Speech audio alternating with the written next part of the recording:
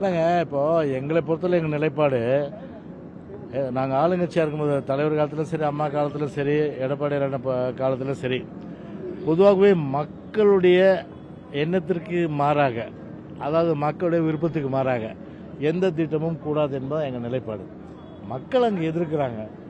மக்கள் எதிர்க்கும் போது அந்த திட்டத்தை இப்போ உதாரணத்துக்கு கன்னியாகுமரியில் ஒரு பெரிய அளவுக்கு மீனவர்கள் இந்த துறைமுகம் பார்த்தீங்கன்னா அங்கே கொண்டு வர சொல்லி அன்றைக்கி பிஜேபி அரசாங்கம் அன்றைக்கி இருந்த மத்திய அமைச்சர் ட்ரை பண்ணார் அன்றைக்கி.